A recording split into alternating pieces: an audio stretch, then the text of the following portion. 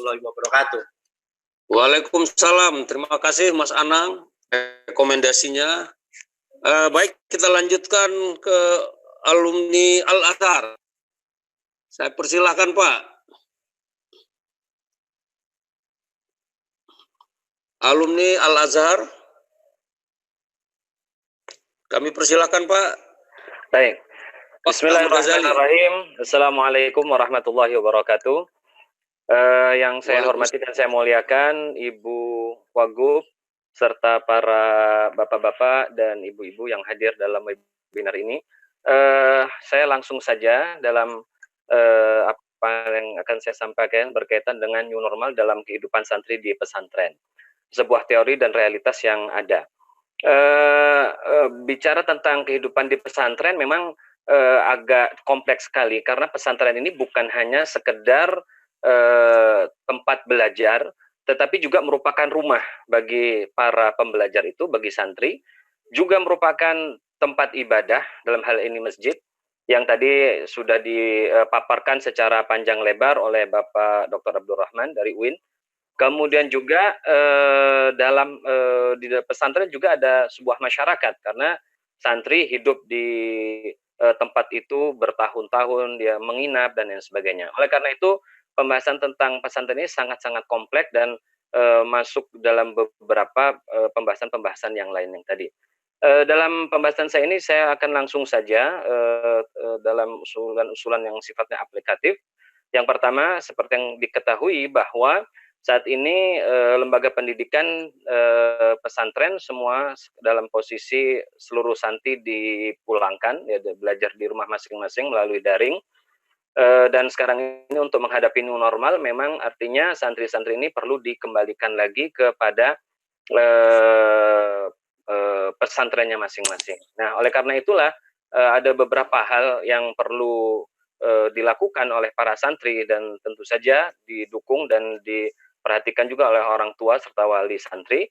Yang pertama adalah perlunya untuk membawa surat keterangan kesehatan atau surat keterangan status COVID dari rumah sakit atau dari dinas kesehatan. Ini untuk memastikan atau paling tidak memberikan ketenangan bagi para santri yang lain dan juga orang tua serta wali santri yang lain atas keselamatan anak mereka di pesantren.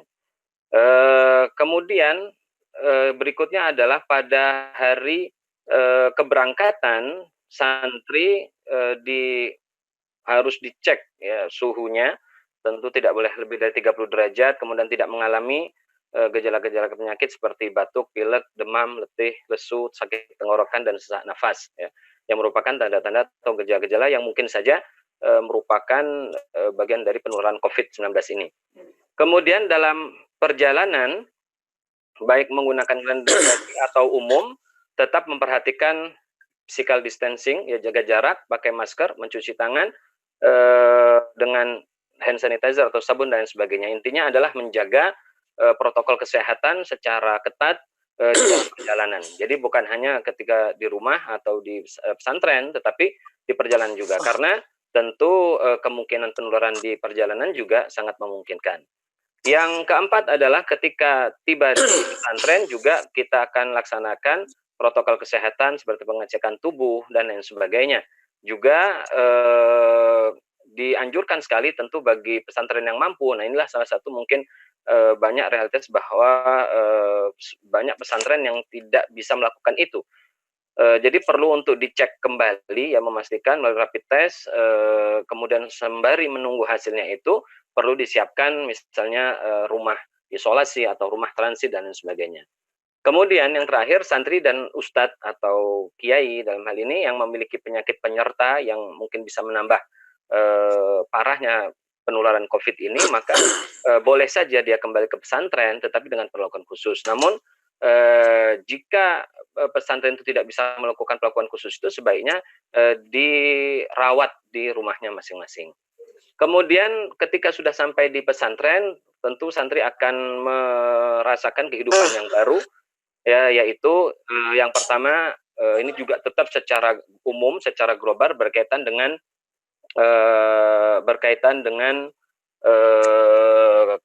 protokol kesehatan. Ya, di antaranya adalah dengan Ini saya tulis dilarang saling bersalaman, bukan hanya di masjid, tentu saja di mana saja, termasuk di kamar atau di tempat tidurnya, di asrama dan lain sebagainya.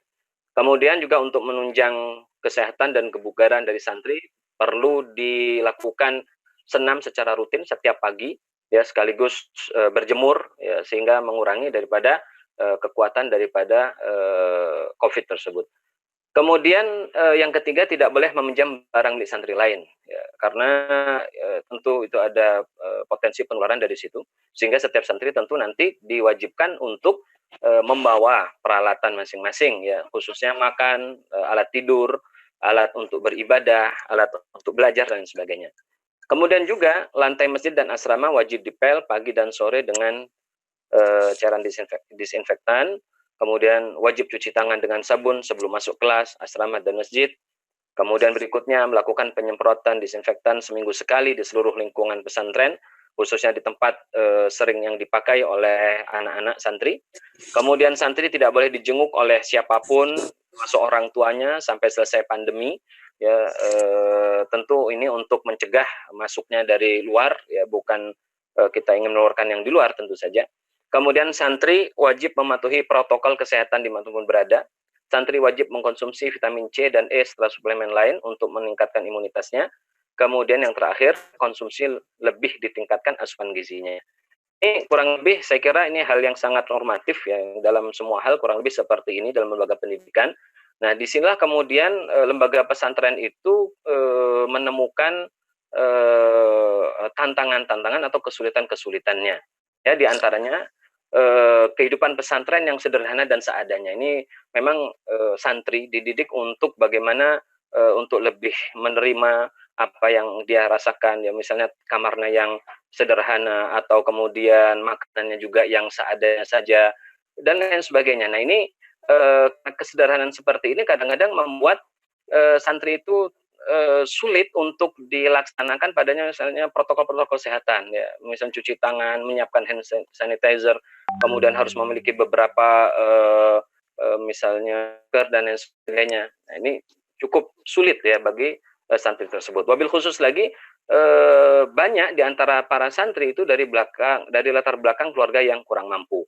Nah, di sini saya berbicara untuk pesantren-pesantren yang mungkin bisa kita katakan menengah ke bawah, ya, bukan pesantren yang modern yang memiliki fasilitas lengkap, memiliki dana yang kuat.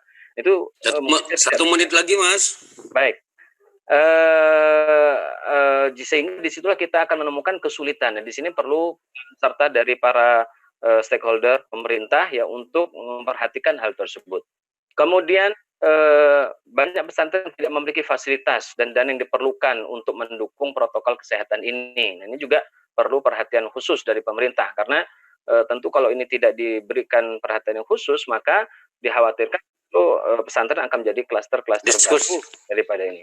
Kemudian yang terakhir adalah, nah, ini memang masalah intern, ya, yang perlu pemahaman kepada ustadznya, pada santrinya, ya, mengenai pemahaman yang kurang pas mengenai makna tawakal, mengenai makna keyakinan yang benar kepada Allah SWT berkaitan dengan adanya wabah seperti itu. Juga kadang-kadang yang menghambat pelaksanaan protokol kesehatan di pesantren. Saya kira itu yang bisa saya sampaikan. Ini ada beberapa hal yang mungkin saya kira sudah cukup perlu diketahui secara umum lah, dan ini juga perlu diperhatikan oleh pemerintah, ya, berkaitan dengan sarana-sarana kesehatan untuk mendukung daripada protokol kesehatan dalam kehidupan santri di dalam pesantren. Saya kira itu secara singkat dari kami. Terima kasih.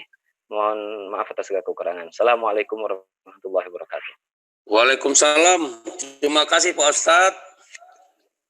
Baik, kita lanjutkan teman dari alumni Undip, Dr. Hertanto. Ini lebih agak beda sedikit nih, kesiapan masyarakat pada partisipasi Pilkada Lampung 2020 dalam tatanan normal baru.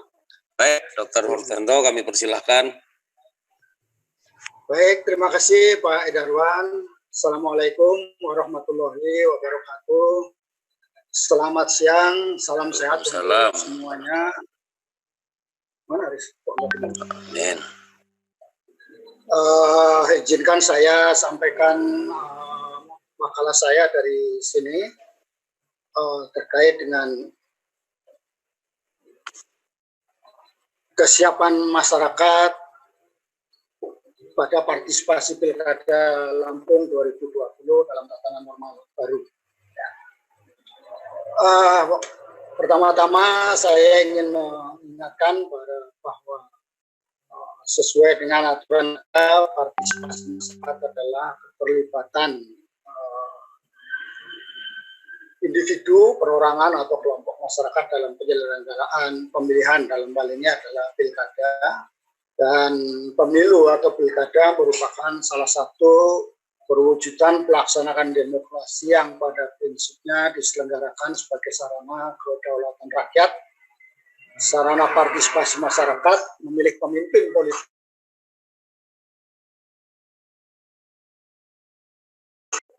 Kesiapan masyarakat dalam hal pilkada nanti akan menjadi sangat penting karena tingkat partisipasi merupakan salah satu